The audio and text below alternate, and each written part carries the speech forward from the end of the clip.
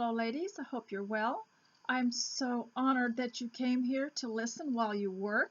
I saw a need for this when I was looking for things to hear while I worked, and I was interested in so many different things, but I'd have to stop and look, and I wanted to just have something where you could briefly come and I could introduce myself and show you a few things, and then you can go to work in your home.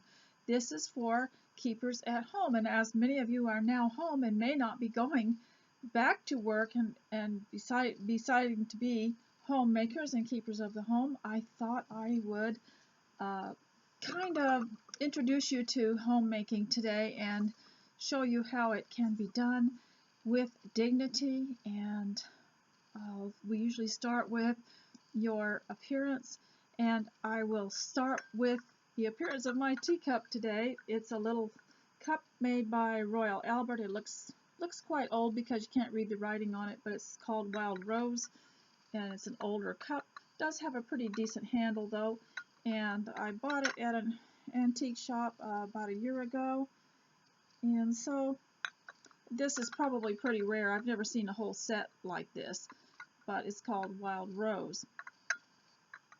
And I also want to show you a book called Intimate Home by Victoria Magazine, written in 1992. Now, I have recently started to get some of these books because I couldn't afford them at the time, and the original prices on them at the time in 1992, $16 was pretty high for a book in those days. It's like about $32 to me. And so this book is full of beautiful ideas for making your home your own, for making it your own special place, and it goes into all the rooms and it shows how to use your things, old things, pictures, things from your childhood, things from your children's childhood, and how to disperse them throughout the home and how to make the home more intimate for you. And I think a lot of times we decorate our homes because we think other people might see it. But this is to do it for yourself, and it is just a very beautiful book, has lovely colored photos in it and things that, now this particular picture here, I'll put it on my blog, but it reminded me of what we used to do in the olden days, is there was always a table in front of a window in the kitchen, and that's what they did their mixing on, or they washed their dishes, and they always had a window to look out. And even if we didn't have running water in the olden days, we'd have two little pans of water that we heated, and we would wash and rinse our dishes. And we always rinsed our dishes because we didn't like the taste of detergent on our dishes. So we always rinsed them, and then the rinse water we didn't actually pour out because you could use it again for something else, and to pre-rinse the dishes that you washed. We were very frugal with what we had, and I wanted you to know about this book because I like the looks of it, and I like the pictures in it, and I like the fact that they're just using ordinary things. And one of my favorite pictures, and I've seen this in other publications, is this picture of a window outside of a bedroom. Wouldn't that be nice? And so I want to put that on, and I'll show that to you too. And today I have quite a number of things to talk about, and I hope I can leave you feeling pretty good, but some of the things I'm going to speak on are going to be quite serious. So now, since so many people are home, I've been reading and hearing about people that haven't got up, haven't changed their clothes in days, haven't taken showers in days, and I want to tell you that you should, no matter what, don't wait out any storm, don't wait out any problem, don't wait for the world to straighten itself up. You should every day, appearance before anything, everybody in the family showered and dressed and clean clothes and smelling nice and teeth cleaned and hair brushed, and if you wear makeup, full face makeup, because the day belongs to the Lord. It doesn't really belong to those people out there that you used to see all the time, and it's for you and for your family, and these are memories that you're creating, and you can't let the world and the antics of the world terrorize your family and terrorize your home. And I will know if you're terrorized by how you look, by your appearance, by your eyes, by your cheerfulness. You can't let the world terrorize you. And I say get up, and if you're not showered, if you're not dressed, you can go do that. And no matter what, you get dressed up and you will feel so much better. And even in the olden days, if you were a patient in the hospital, they would make you get up and bathe. And I can remember having my first baby in a hospital, and uh, they, wanted us to take a shower, and so, even in a hospital, and they give us a clean garment to put on. And so, and even after that, I learned that even if I were sick at home, I'd get up in the morning and I'd get a bath and I'd put on some clean clothes. And if I didn't feel well, I'd go back to bed, but I would have clean sheets. I mean, you'd think, where would you get the energy to do that? But it is really amazing when you really should. When you know you have to do that, it's amazing how you can summon up the will to do things like that. And if I couldn't do it, then other members of my family would help me. They'd change my bedding. So this is very important. And we still have water, folks. Uh, so it's important to look the best you can. And it's very important to smile and to be happy. That changes everything in your body. That changes your health, actually. And I think it's also important as we go into talking about the home that everyone find something to do. This is so important. I mentioned some things on my last video that you could learn to do in the home, and you're really creating a culture, because the culture of your home is it is things that you have done. That's the culture of your home. For example, you're a teacher at home because you're telling your children how to live, what to do, correcting them, teaching them how to speak properly and how to do things. When I think of how smart you are, and you don't realize this, that you taught your children your own language. Can you believe that? You taught that. You did it without a pen or paper or a chalkboard. You just taught them your own language, and that's brilliant. And many of you taught your children how to use the bathroom and how to take a shower and how to feed themselves. That's pretty amazing. Why would you want anyone else to do that? Because when a child learns to speak, learns to feed himself, learns to go to the bathroom, learns to wash himself, and they learning it from someone else, they're also developing a bonding with the person who is teaching them. That's why I say take care of your own. And then you develop a bonding forever, and you're creating your future life. You're creating your future social life with these children. And so I think it's also important that everyone at home find something to do. If there's a man at home and he has not been at his job for a while, he needs to look around, outside and inside, and see what he can do to clean and repair and do something else, because I don't think it's healthy for him not to work. In the Bible, that one of the first, I believe, probably the second thing God told a man to do was to work. And he said, you will work to earn your bread.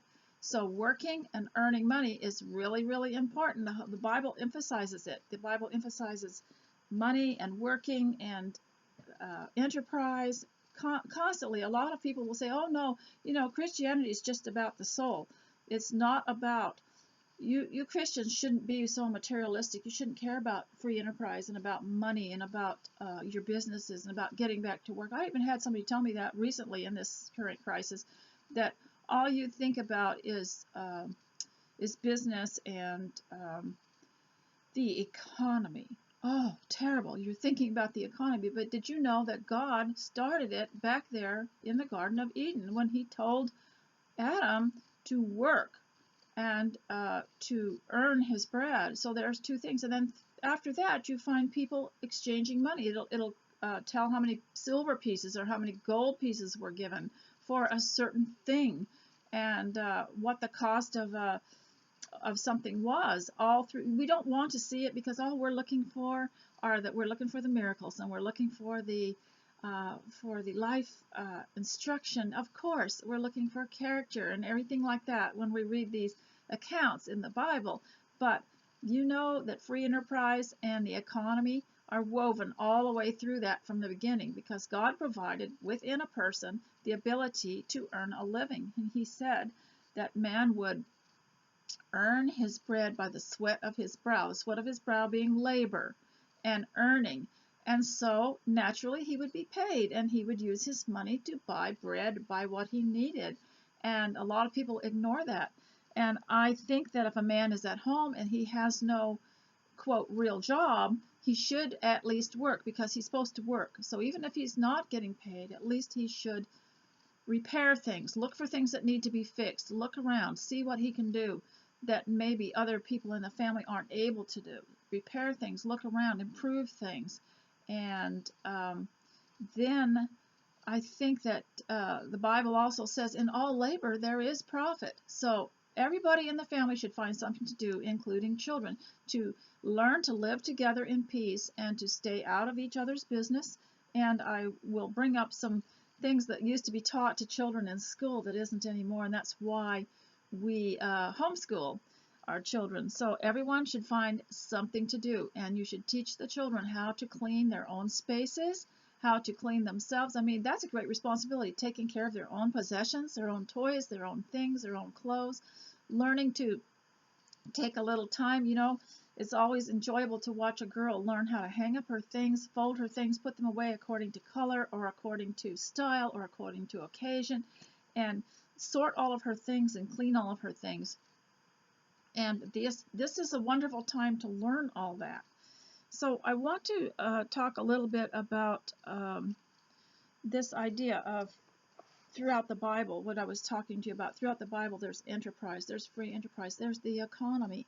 And I think that it's a terrible sin to ruin the economy, to ruin anyone's economy, to forbid a man to work, to forbid for people to earn their money, and forbid them getting paid. And I think it's a terrible crime and a sin against a country and against anyone. So if I say something about the economy, that's because spiritually it is wrong to destroy a country's economy. It is wrong to shut down business. It is wrong.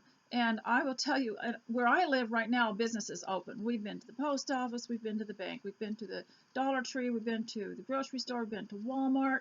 And a couple weeks ago, I went to Hobby Lobby, and I also, out here in the West, everything's well stocked, piled high. The only thing I couldn't find was yeast, but generally everything, the shelves are full, and our supply chain is doing very well. And there are, you know, people are around, and they seem relaxed and happy. And there are a few changes that I can see as a result of this, but generally everything is open. And I've heard people say, well, you people, you just think about the economy, you know. But you know something, it really is. America is based on free enterprise, but it's based on the Bible, because free enterprise came first before America even existed. But it's shown throughout the Bible. Now you go through all the Old Testament books, and then get into the New Testament, and you see the exchange of money, including the 30 pieces of silver, you know. And you will see that Abraham and Isaac and these people had great flocks of sheep and cattle and goats and other things. Were they just raising them for pets? No, these were to trade. These were to sell. And this is how they earned their money, so they could go get other things like cloth and different kinds of food. And so you have to realize that it is really important for people to work. And if you can't go to work and get money for that, you can stay home and work, and you can find something to do at home. And work is so important. And so I wanted to read a little bit out of the McGuffey Readers for you. I think I'll save that for just a minute here, because one of the reasons I want to read out of McGuffey Readers is because before the Dick and Jane series, which of course everybody's so fond of this Dick and Jane series, but it was very boring compared to what McGuffey Readers had in it. Yeah, they had bright colored pictures and everything, but there had no values in them. They had no economy values, no family values, nothing said particularly about the behavior of children, about their character.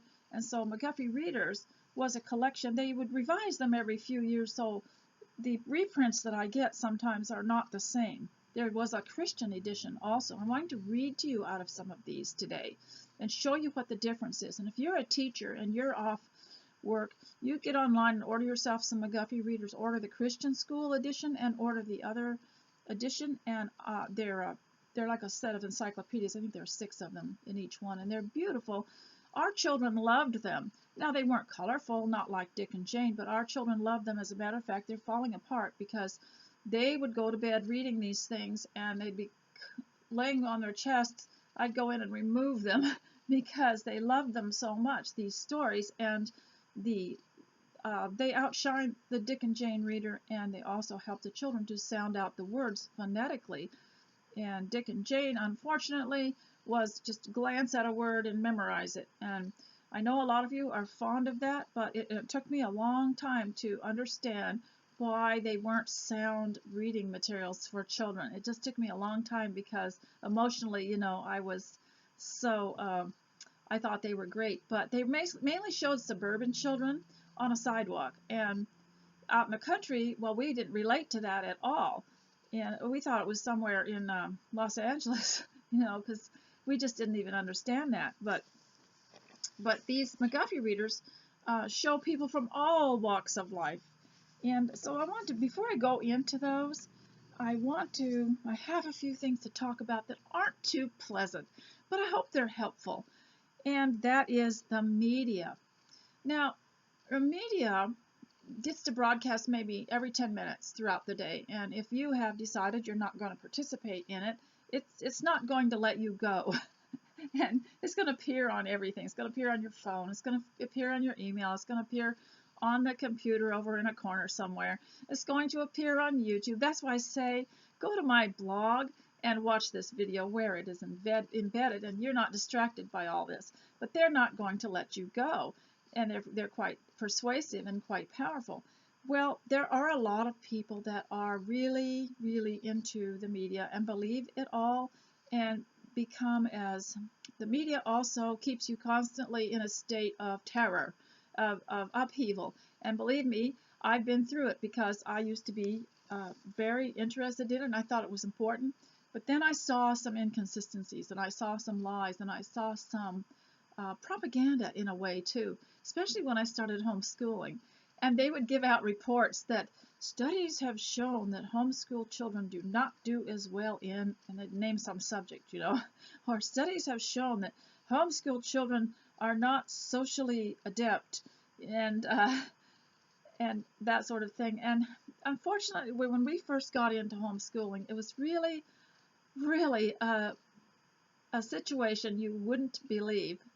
My husband was a minister, and we were in a church that was supported by the public school. And what I mean is the public school came to this little town, and it hired bus drivers and janitors and accountants and secretaries and teachers, and then teachers helpers and a nurse and all these things, and they all were in this community.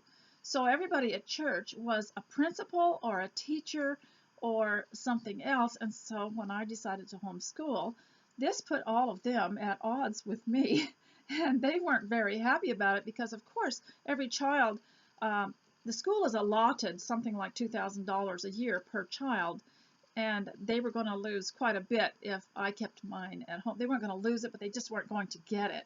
And they intimidated me quite a bit, and going to church became so painful because sometimes they were not nice to my children, because this school system, between the school system and the media, they treated me as though I had left the faith, and really we were more faithful because of the homeschooling.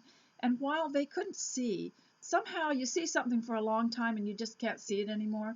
But our children had I learned to cut hair at home. The boys had normal haircuts. The boys wore button-down shirts, tucked in, a belt.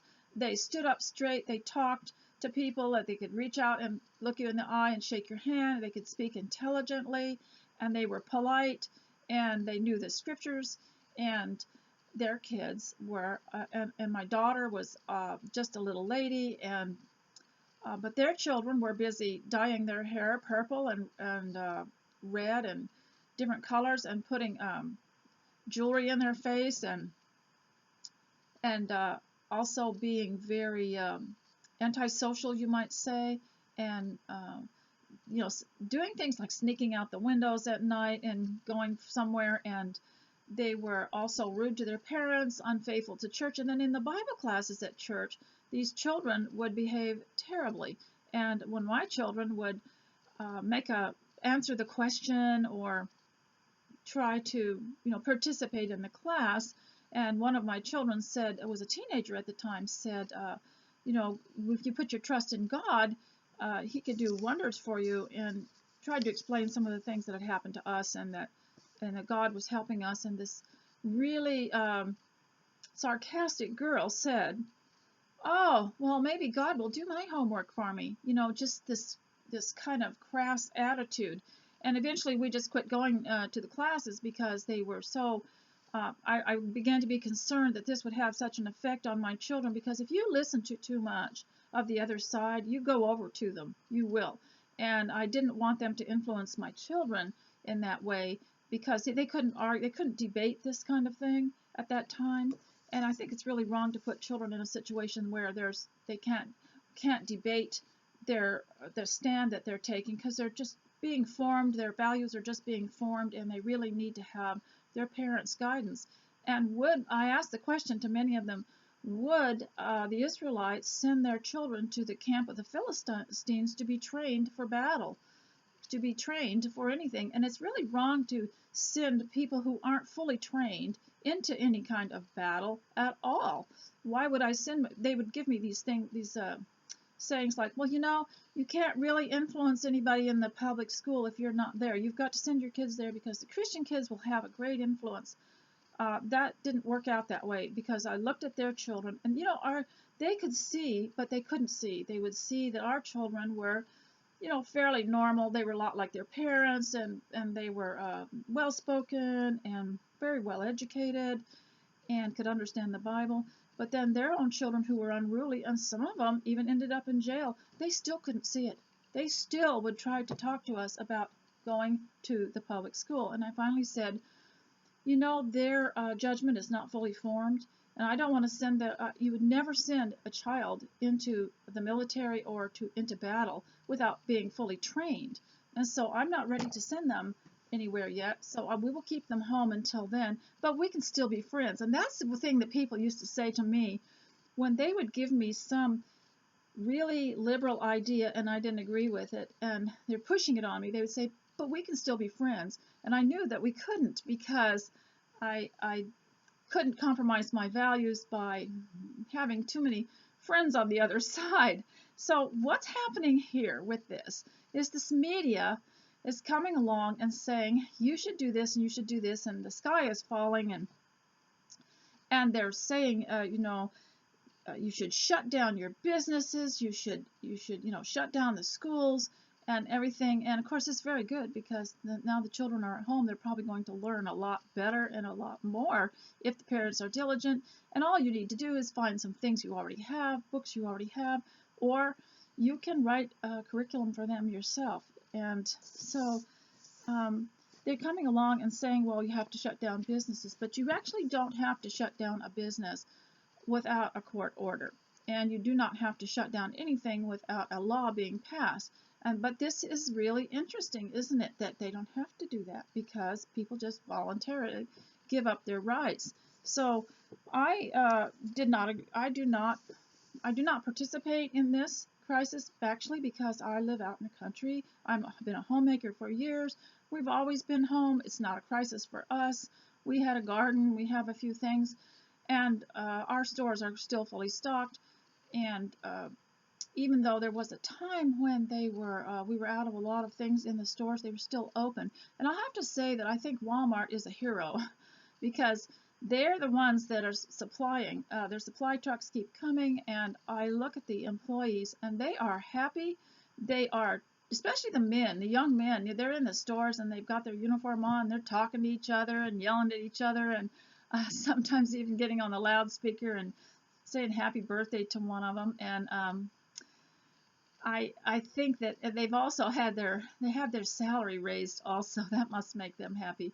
But they were just, answering questions and showing me where to find things. And They are with the public all the time, and even every year there's a flu season, and people come in, sneeze and everything. These people are heroes because they expose themselves to all this year after year after year. It's never a nice thing, but they were happily working, and anybody in the public, the gas stations are all open, and anybody in the public, they have for years and years and years been around people that weren't so nice. But there's something good that's happening here, and that is we got our bags back, our paper bags back. And now it's wrong you're forbidden to use your own bag, which a lot of the store clerks told me when I'd say, well, that's nice. I'm glad we got our bags back. And a lot of the store clerks told me how disgusting it was to use somebody else's bag and put stuff in it, because people would bring in bags that you didn't know where they had been.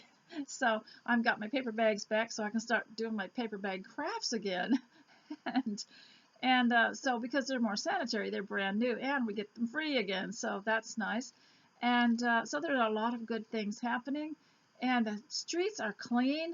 There are no homeless anywhere that I could see, and there weren't that many. I'd see one or two people on the street corners, sometimes begging. Um, we don't really have it's not a big area around here anyway, but they are not there, and they have they have had shelter, and the streets are very, very clean, and the stores are so clean that you can see your face in the floor. They've had a little more time, away from customers because people have been staying home more. But the day that I was out, the sun was shining and people were walking around. They were talking to each other, and it was just normal, relaxed atmosphere. And so I just wanted to share some of those things with you, and then I wanted to go on to tell you that when you decide that you're not going to participate in the hype for the sake of your soul, for the sake of your children, for the sake of your nerves, for the sake of your health, and for the sake of your home, that you're going to not participate in it, and you're not going to listen to it or read it or be reminded of it, that they are not ready to let you go. And you will find every day somebody will call you and tell you something about it, and you've got to learn how to adroitly change the subject. And I will tell you what will happen is that when you decide that you don't want to, you just really don't want to participate in it, and you're not going to give an opinion one way or the other, they are wanting to force an opinion on you. And the way that they do it is if you don't have the same kind of eager hype, and you don't have that hard fear in your eyes, and fear eventually leads to hatred, because you start to get resentful, and you start to hate those that don't have the same kind of belief that you do, as far as like if you don't have the fear, and you're not participating in the belief system of the media. And I learned a long time ago that they had gotten so many things wrong and were so misleading, and they are designed to keep you constantly upset, and then motivate the public to go do something. Like right now, they're spreading the rumor that there won't be any food. So the idea is to have everybody raid the food supply. Well, we have a supply chain, and every few weeks a truck comes through, and especially Walmart, they've got their own, and they deliver to their own stores. But if you raid the stores first, then it's a while before the supply truck comes. There's plenty around here. It's just that it goofs up the delivery system if they raid it too soon. And I remember was our duly elected president, who got on a press conference, and he said patriots don't need to hoard. He said take it easy, just buy what you need for a week, and tried to warn everybody. But the press and the media kept this going until everything was in chaos. And I would like to just extend that by saying Christians don't need to hoard, homemakers don't need to hoard, because every time I go out, I buy one or two little things and just add it to my pantry. It just could be some butter, a jar of spaghetti sauce, some flour. But I noticed yesterday when I was out and about, and I was at Walmart shopping, and people weren't hoarding. They weren't putting huge amounts of stuff in their cart. They might have had 2 or 3 things in their cart, but they were relaxed, and it was like normal. And so, but a lot of people aren't accepting that. They're telling me that the pictures that I put on my blog a few posts ago of all that produce I was showing you and all those stocked shelves, that was a lie. that they would have to see it to believe it. And I understand that. I understand. There's a lot of things I have to see to believe too, including some of the things going on right now in this so-called crisis. So, but they're not going to let you go, and they're going to call you. They're going to cut you off. But before they cut you off, they're going to send you a lot of links and things to prove that there's a terrible shortage, that there's a terrible thing going on, and that and I have seen worse, I have to tell you. And they are going to say to you, why don't you, why aren't you, doing this, or why don't you prep and stock up and do all this stuff? And the thing is, I'm used to being home, and many of we homemakers, we're already home. We're used to being here, and we are, we know, when what we need, and we know that it will be there, and we trust in the Lord too. Don't forget. Remember when Christ was praying in the Lord's Prayer, it said, "Give us this day our daily bread." And so I pray for my daily bread. I believe that I don't have to hoard, and I do have, I have a sensible amount of supplies, but I don't have to fear.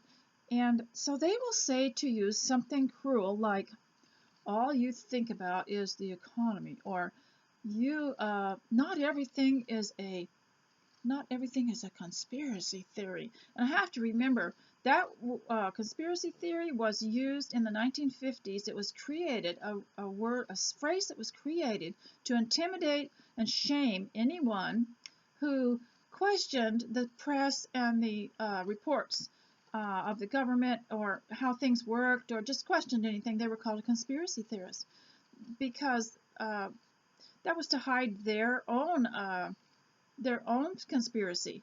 Just label somebody a conspiracy theorist. So they will call you a conspiracy theorist. They will say not everything is a conspiracy theory when you decide you don't want to participate, and that you don't believe the media.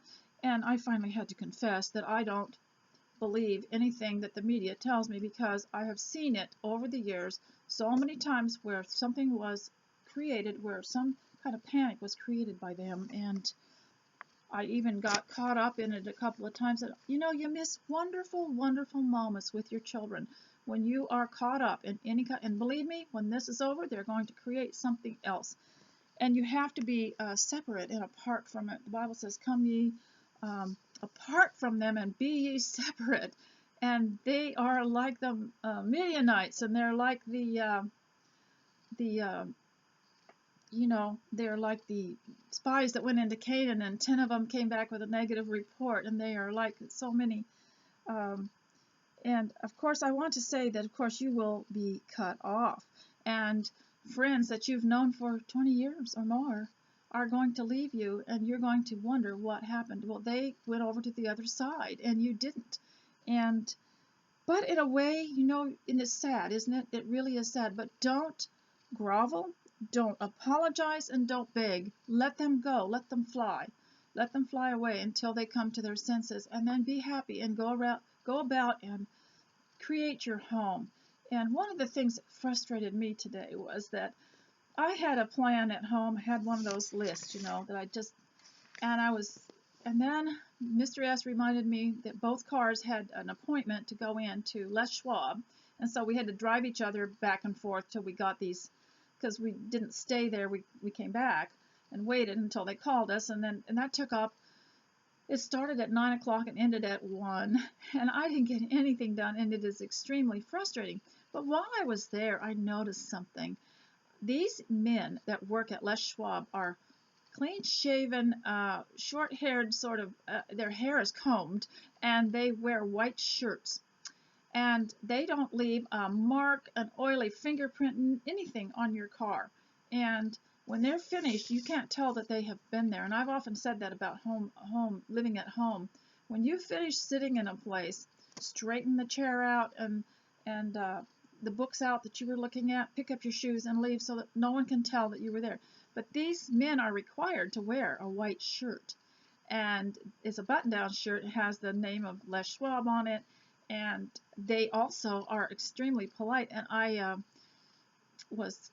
had a bunch of things in my arms because I had some paperwork, and I was going over there, and one of the young men opened the door for me to let me in, and I was so charmed by it, and I thought, these guys, no wonder their business is good, because it's pleasant. It's pleasant to work with them, and they always ask you how you are, and I always like to make up some silly thing because I know they must get awful bored with people throughout the day, and I feel sorry for them, so I'll say some witty thing to make them laugh. But I am saying that you are going to lose friends over this if anybody finds out. Now maybe nobody will find out. I'm more in the public, and of course I've got this. I've been online since 2005, so I'm more exposed to people. I've been a preacher's wife for, I think I said, since 1972, and I also have a broad experience with people in many other ways too, and so probably I'm going to hear more things than you are, and maybe be insulted a little bit more, and I've had to learn something. And one thing I wanted to tell you, I am going to get to the McGuffey readers, and it will be pleasant, but I wanted to tell you one more thing. When we're talking about the people part here, now in the home part, I said everybody find something to do and work. If you can't find something to do, read something. And everyone should be busy, and they should all be minding their own business.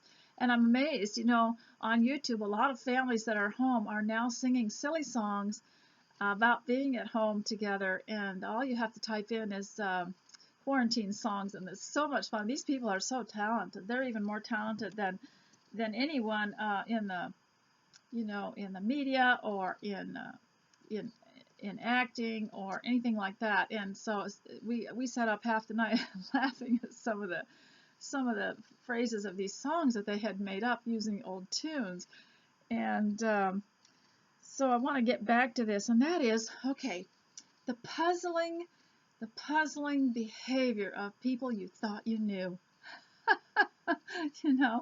And I'd just get flat on my bed from what people would tell me, and I would cry and cry and cry back, when I was in my teens and 20s. And then over the years, something dawned on me, and that was that these people always were like that. Just that they were around you, they held back some of this stuff and didn't let it out. But when their little tension comes on, or when you're not agreeing with them and you're not going along with all of it, they'll have a blow up. And many of them have had upbringings that were very lenient, liberal. They weren't Christians at the time, or they were from communist countries, socialist countries, maybe kind of grew up in socialism because of the kind of job that their parents had, or that they had, and had quite an easy life. They never had to be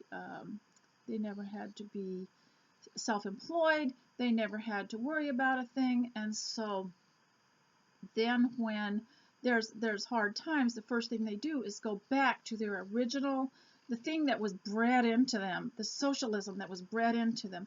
And they'll say, well, I wish I was back in the, because we never had that happen there. And they'll mention some communist or socialist country and say that they liked that better. Or they'll mention they were in university and they had nothing to worry about because their way was paid, or they'd gotten a scholarship, and they will mention, and also maybe their parents brought them up with deep socialist and liberal beliefs. So then when someone says to them, well, I'm not buying it, I don't believe in it, I don't believe what's going on, I don't believe the media, I don't believe any of this, it remains to be seen. I would have to check it out. I want to know what the sources are. They have a fit, and they will say, well, not everything is a conspiracy theory, or they will accuse you of being a legalist, or they will say you're an airhead, and it's all designed to intimidate you, because the easiest thing for them is to go back to the soft cocoon of their security blanket, which is their experience in the GDR, or in Soviet whatever, or communist, and it's just easier for them that way. And they will say things like, well, this kind of stuff never happened in where I was before. This never happened. Well, of course it never happened. They already got you.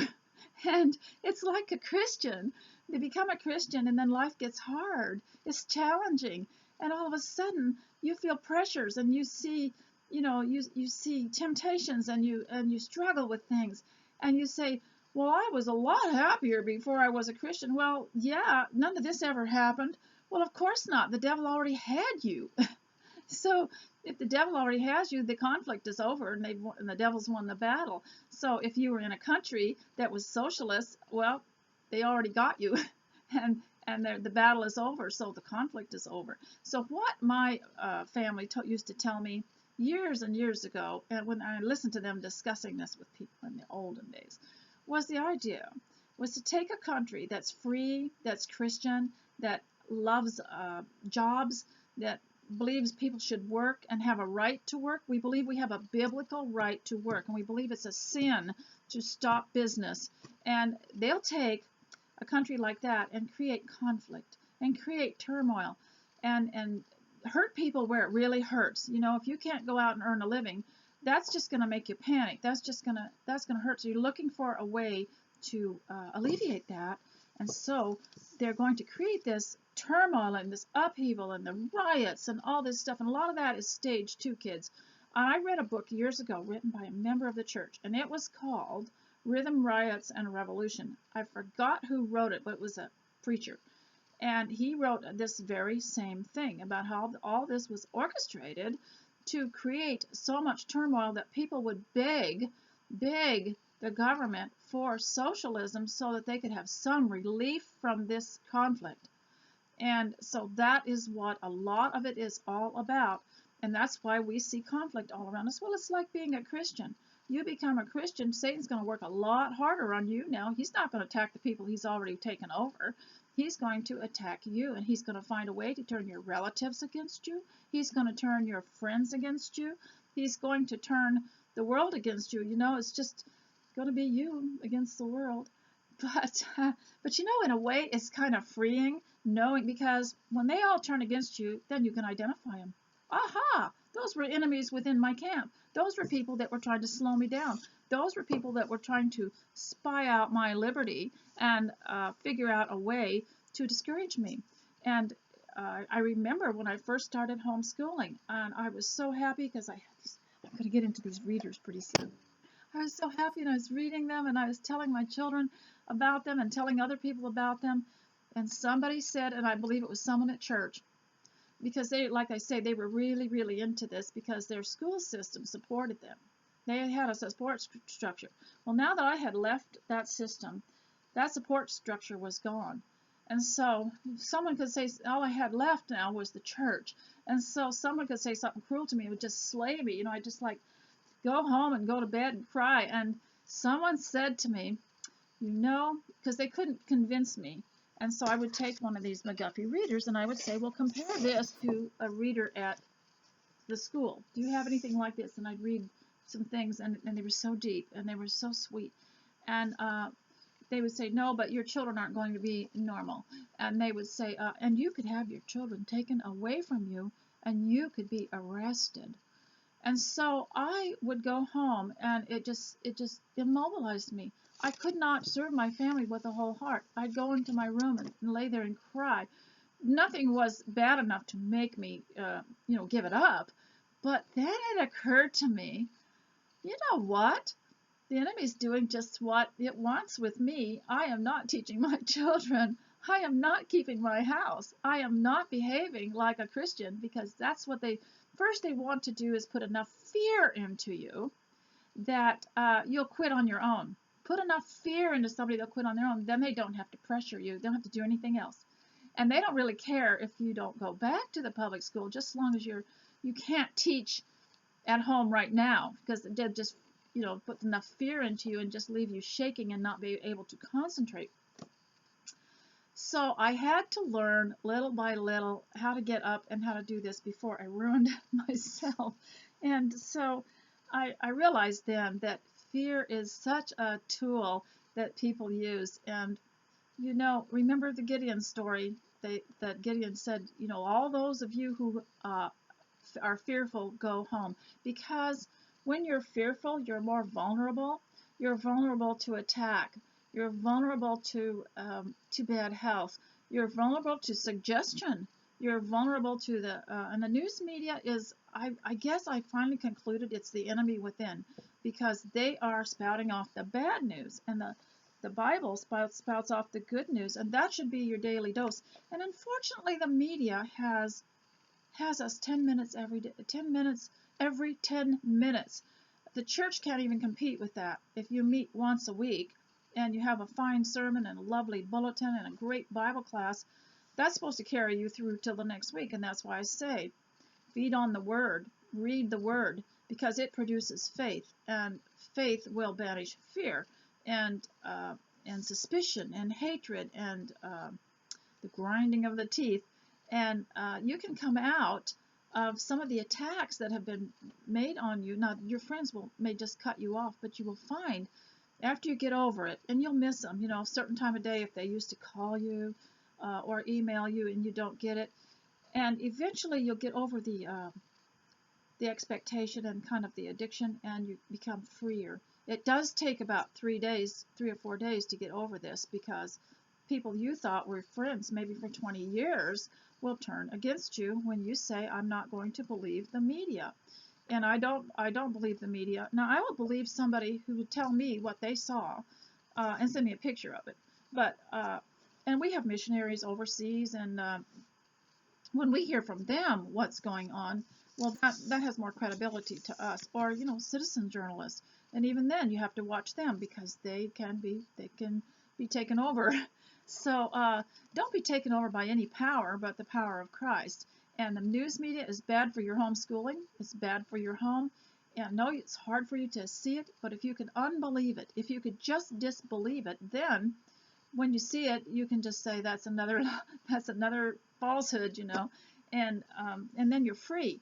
And that's more important, because 20 years from now, as I told you in a previous video, when I see pictures of my grandparents, I never say, I wonder what was happening in the world at the time. I want to know what they were doing in their daily life. I want to know what they said to their kids. I want to know what their children were like. I want to know what the farm looked like. I wanted to know, I wish they still had their houses. I wish I could walk through my great-grandmother's house.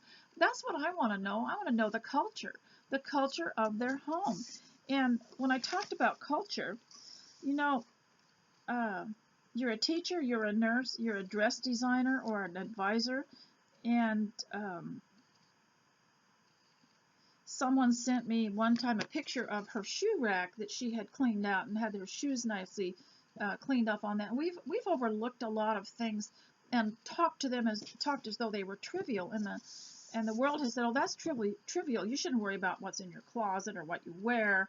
And you shouldn't be concerned about a job or money or anything like this. It's all about the intellect, isn't it? Well, it isn't either. It's all about love, and it's all about following the principles of the Lord. And so your home is part of that, and you create your own culture of the home. So now I'm going to show you a few McGuffey readers here. And let me see. I'll start with the primer here. And this is called the eclectic primer. That's not electric primer, but eclectic. Now, eclectic means a combination. And I want to tell you why I like these so much better than I like the Dick and Jane readers, and why I wouldn't have a Dick and Jane reader in my home. There was something about those that were vapid, that were banal, that were uninspiring. Now, they had the big colored pictures and everything, and we were thrilled to learn to read. But there was something missing for the heart in those. So I wanted to just, those of you who know the Dick and Jane reader, Dick and Jane and their dog Spot ran and jumped, and that was about all. And it was suburban, but this is the electric primer, and it's reprinted by Mott Media. I don't think it's the Christian edition. I'm not sure. Okay. Do not try to hurt him who is a foe, for God can do to him as he will. Let it be your joy to do the will of God, for he can see you and all you do. And there are many admonitions in here to behave yourself in a way, because God will know, and you're responsible to God. And so I really like that. And the words that you have to learn and to learn to spell and to read are God, you, and give and must and many other things. My son, do no bad act. If you tell a lie, you will be doing a bad act. If you do ill, very few will care for you. If you do well, all will love you. To have the love of all will give you joy. If you cannot love, you still must not hate. You see this? There's something in here, isn't there? There's something in here that you can grasp. And so, just want to try one more. And this is the pictorial eclectic primer that was printed by Mott Media in the 1980s. And I wanted to explain what happened in the 1980s. The women at home began this because our children were bringing home books and papers that were talking about values, clarification, and situation ethics. And situation ethics was this idea that you didn't really have a principle to apply to anything that happened. It just depended on the situation, and you took the easy way out. Kind of like what I was telling you about former communists and socialists, that when things go wrong, they want to go back to the easy way out, you know. And so situation ethics was they would tell a story about some people in a boat, and they'd run out of food or something, so they decided they would throw someone over, you know. And so these kids were being exposed to this kind of stuff, and so I thought I was the only one. And so I said, well, I'm not having it anymore, you know. So I took them out of school, and I decided to homeschool them, and this was the first set of books we could find anywhere. I don't know why we had a book club called the Conservative Book Club, and they just happened to have these in there before homeschooling even started, so I got a set. I guess a lot of other mothers got a set, but eventually we all found out that there were a lot of us that had objected to this. Values clarification and situation ethics. Values clarification is where you take a value, like a Christian value, like love or like honesty and stuff, and you twist it so that you can apply it in a desperate situation, you know. And so a lot of us found out, and there were many of us, and there was just too many of us to deal with, you know. And so a lot of us just did this on our own, and we honestly, as threatened as I got, in fact, I was told that I was going to be arrested. So I said, you tell them to come and get me. And I had these books out, and I was going to read them to them. And I was going to say, now what is wrong with this book? You're going to arrest me for using this book. And I was going to teach them. I was going to educate them so that when they left my house, they would go home and take their kids out of school. That's what I was going to do. I was going to convert the truancy officer. If he came anywhere near me, I would have let him make an appointment to come back, and I would have been prepared. And there was no one that could have stopped me. And if I had gotten taken away from my children, of course, they would have paid dearly for that. But they weren't going to do that. So, because, of course, you know, it's kind of like Home Alone. If you get these people in your house, you can indoctrinate them pretty well. But I wanted to read you another story here. God can see all. Who can see God? No one. But do not sin, for God can see you. Men may not see you, but the eye of God is always on you. Oh my God, do not allow me to sin. Help me to do your will. Let me do unto others as I would have them do to me. Our God can see all we do. God has an ear to all we say. Let all I do be fit for his eye. The picture of a little girl praying. It's a reader. Okay, now this was done in public schools in the 1800s. So even the public schools had these kind of things in them. And now I have another one called the First Eclectic Primer, and it was made for Christian School Edition, and very old writing, and I was going to see, there's one here, very old print in there. And of course this one's coming apart, and there are a lot of pages missing because our children loved them so much. Isn't that interesting? They weren't pretty, but they loved the thoughts in them. And so here is a story that I'll read you. And the words are 8, 8:30, ask, 2, after, train, town, right, and ticket. And They have to learn to recognize these words, to spell them, and to pronounce them. And it's the first eclectic reader. Now that comes after the primer. So, a little girl went in search of flowers for her mother. It was early in the day, and the grass was wet. Sweet little birds were singing all around her. And what do you think she found besides flowers? A nest with young birds in it. While she was looking at them, she heard the mother bird chirp, as if she said, "Do not touch my children, little girl, for I love them dearly." The little girl now thought how dearly her own mother loved her, so she left the birds. Then, picking some flowers, she went home and told her mother what she had seen and heard. Now, one thing that our parents taught us growing up on the homestead is you don't touch a bird's nest. You leave it alone because the bird won't come back to it, and all those little babies, they won't get fed. So she used to make up stories about it, make us cry. And I'll read you some stories that she wrote sometime. But here's another one. Now, when we were little, we used to make trains at home. We'd sit in cardboard boxes, we'd line them all up, and we'd make a train and put blankets in them. Or when we got older, we'd put chairs along, we'd put them in front of the scenic picture windows that we had and pretend we were on a train. And that was just an ancient way of playing. I guess kids automatically do that. But so, Mama, will you go to town? What do you ask for a ticket on your train? She said. Oh, we will give you a ticket free, Mama. What about what time will you get back? At 8:30. Ah, that is after bedtime. Is this the fast train? Oh, yes, this is the lightning train. Oh, that is too fast for me. What shall we get for you in town, Mama?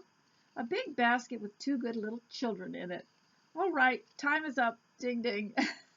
And it's these little children sitting in baskets, like the laundry baskets, and they're playing train. It's wonderful, isn't it? Goodness sake, I still play train sometimes. So now here's another one I'm going to read to you, and this is the third Eclectic Reader Christian School edition. I really need to replace these. You see, I got stuck with all these old books. I've got wall-to-wall books because my children loved them so much that when they started homeschooling their children, they bought new ones for themselves. I'm stuck with all the old ones. But so here is a beautiful poem, and it's a picture of a little girl going for a walk with her father, and it's called The Little Bird's Song. A little bird with feathers brown sat singing on a tree. The song was very soft and low, but sweet as it could be. Now, I was going to mention when you're reading children poetry, it's very, very soothing and assuring to them because it has a rhythm. Rhythm is very, very important to children. That's why we sing little baby nursery rhymes. That's so important. It's just kind of in sync with their heartbeat. And what is it that I said last time? Don't walk faster than your heartbeat, or don't breathe more fast than your heartbeat. And that's why I'm telling you to stay away from the media. They're just a train wreck. They really are, and they'll never give you anything for the dedication that you give to them. They're not going to give you a thing back except sorrow. And it is a war you can't win. And if you're a mama at home, you can't fight that battle. It's just too much for you. There's more of them than there are of you. And I knew this when my children were little, that I would not be able to allow them to be publicly schooled because I couldn't fight that battle by myself. And a lot of people would say to me, oh, well, when they come home, you can just reteach them. Do you know something? Those teachers have to follow a script, and they got those children during the most teachable moments of the day. When your child gets home, they're not that teachable anymore. And so they got the best of your children. And they got their heart. And you might think, that there's no difference, but when you see what's in here, you'll see what's happening, that they are missing the values. And this explains something that I want to talk to you about. This is going to go a little bit long. This explains why men and women would have values that were so strong you couldn't shake them. If they were taught to be polite that was bred into them from youth and from this kind of education, it wouldn't matter what the situation was. These people would always respond politely. It was so deeply ironclad bred into them, and it explains what someone said about Dr. Ron Paul, that no matter what, he was a gentleman, and that he always was a gentleman. You know, you can't compromise people like that. They will not be compromised because they're always a gentleman. I, on the other hand, I can lose my temper. I can, and but I admire people that have that in them. And I had a mother-in-law whose husband was mean sometimes. He just, in those days, he was born in the 1800s, or no, he wasn't, 1918 or something like that. But there were people like that, you know. And he was from a family that also had an uncle that was kind of like them. He was just, his responses were always mean, and he was always trying to upset the family, and he was just kind of like a uncouth bear growling all the time. But other people were like that too in those days. There were people like that. And she was the strong one. She was steady. Their anniversary would come along, and he'd be moaning and insulting everyone. And you know, if it had been me, I'd just say, well, I'm not. The anniversary's off. I'm not going to put on an anniversary celebration. But she had ironed her best dress, and she baked a cake, and she had her one of her children take pictures of them, and she smiled, and she was determined she was going to have an anniversary. And even you know, as mean as he was, she was the one that said, I'm going to behave myself the way that I was, you know, taught to be. And you couldn't get her to deviate from that, no matter what the situation. And this is what this kind of education does: is you can breed into children this wonderful character, this gentlemanliness in the boys, and goodness and ladylikeness in the girls, and determination and things like that. And this was the kind of stuff America was built on when the children went to the public schools and the private schools, but they had good books. And so the little birds feathered. The people who were passing by looked up to see the bird that made the sweetest melody that they had ever heard. But all the bright eyes looked in vain. Birdie was very small, and with his modest dark brown coat he made no show at all. "Why, father," little Gracie said, "where can the birdie be? If I could sing a song like that, I'd sit where folks might see. I hope my little girl will learn a lesson from the bird, and try to do what good she can, not to be seen or heard. This birdie is content to sit unnoticed on the way, and sweetly sing his Maker's praise from dawn to close of day. So live, my child, all through your life, that be it short or long, though others may forget your looks, they will not forget your song." Now, see, you grow up with a verse like that. You might not understand it when you're really little, but halfway through your life, you start to get it. And there's so much here, and I wish I could read it all to you. And there was one in here called Hugh Idle and Mr. Toil, and all the things that happened to the boy that was idle, and all the things that happened to the boy that would work. So now I've got this Fourth McGuffey Reader. I have to say, the Fourth McGuffey Reader Christian School Edition, and I believe it was published by also published by Mont Media. Pretty sure this was in Fairfax Christian Bookstore, Fairfax, Virginia, and I believe they were published by Conservative Book Club back in the 80s. Okay, Alfred the Great, and this is the Fourth Eclectic Reader. Now, you can see by the tiny writing and stuff, this is actually college level. You know, fourth grade was more like college thinking, college level. And these are the words that are in this right here. So I want to read the words they have to look for. So what I would do is I would tell them, well, let's look at the words that are in here so you can find them when you're reading them.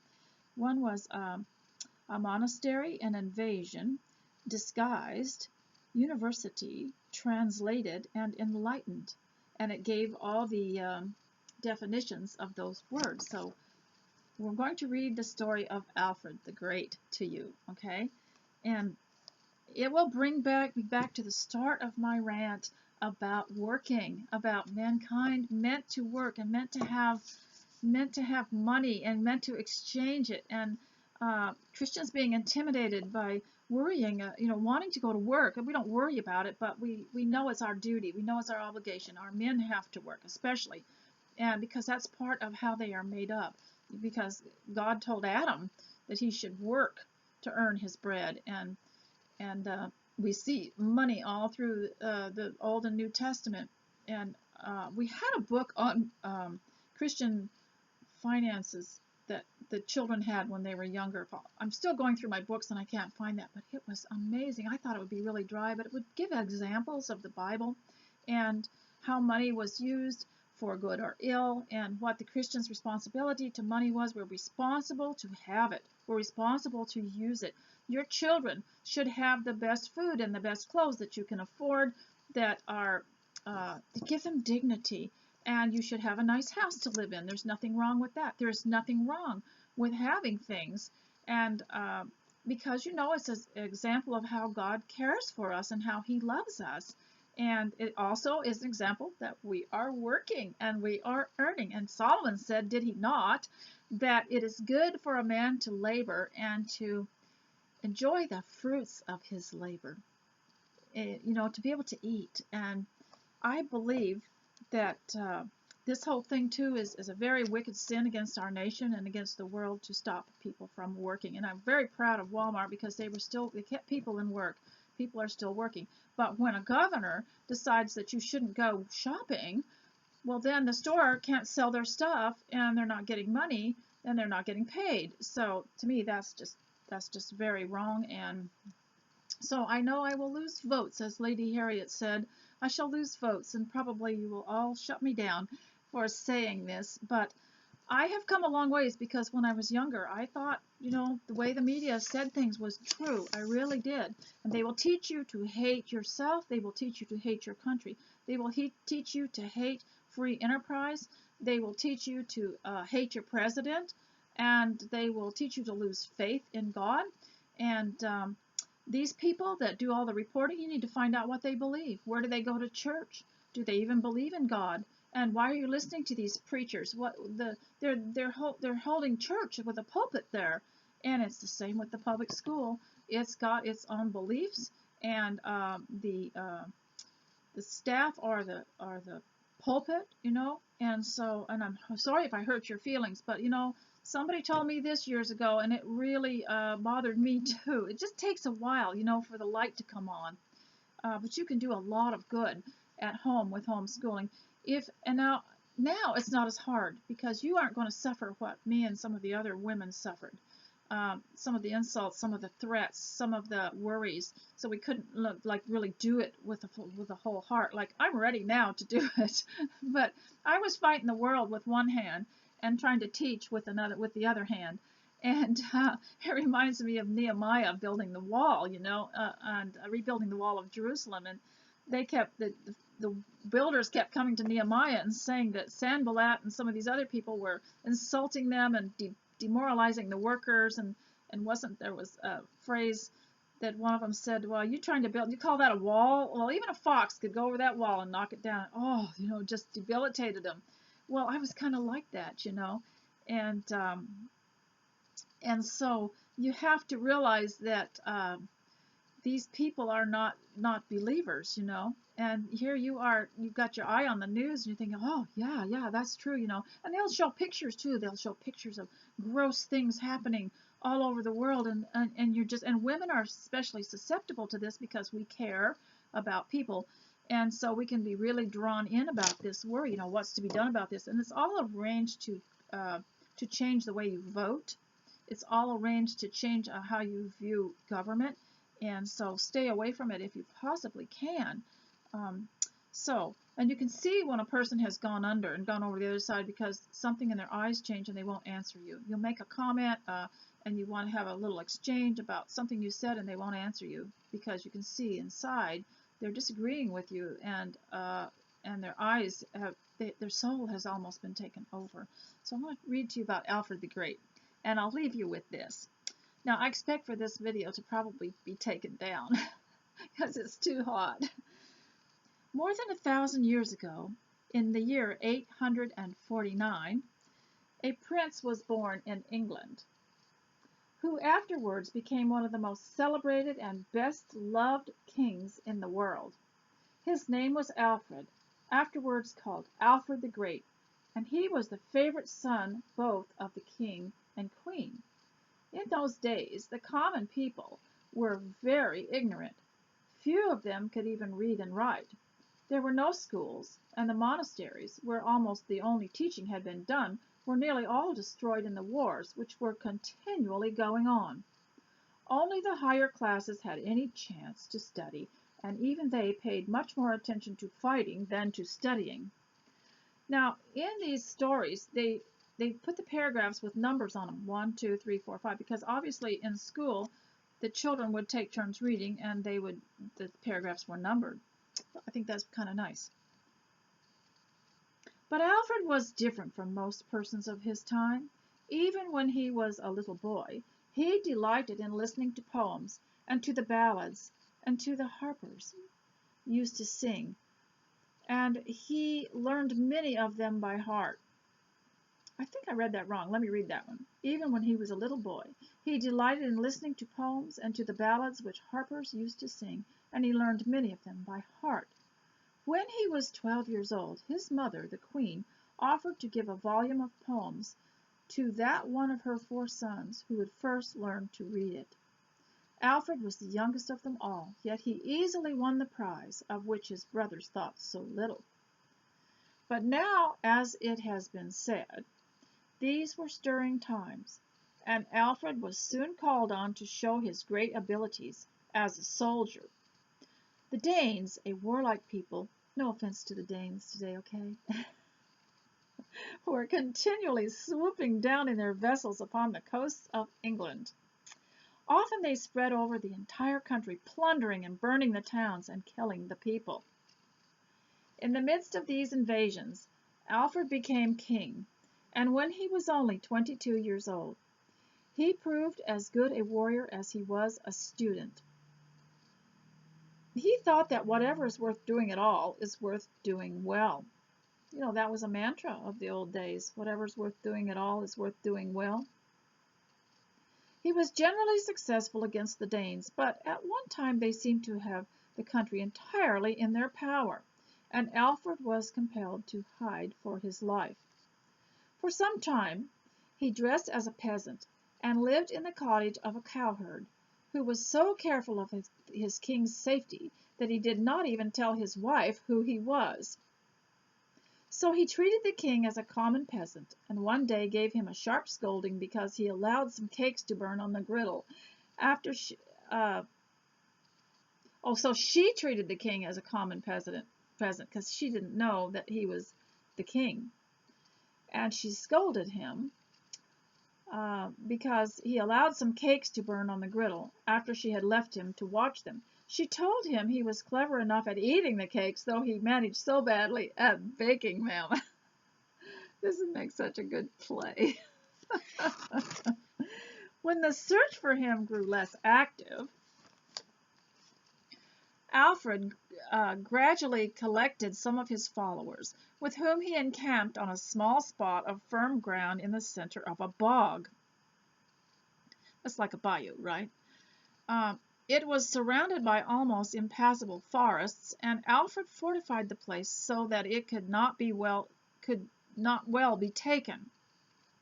Then he made frequent and sudden successful attacks on the enemy until his troops and the people had become encouraged. One victory in particular, when they captured a banner which the Danes thought enchanted, led Alfred to take bolder steps. He wished to find out the exact condition of the enemy, and for this purpose disguised himself as a harper and entered their camp. He was so successful in his disguise that he remained there some days, even being admitted to the tent of the Danish leader Guthrum. He found their entire army living in careless security, and so he was determined to make a sudden and bold attack on them, to try and rid his country once and for all of these cruel invaders. He summoned his people about him from far and wide. Many of them had long thought their beloved king was dead, but now all eagerly obeyed his call. He at once led them against that part of the camp which had been seen to be most unguarded. The attack was entirely unexpected.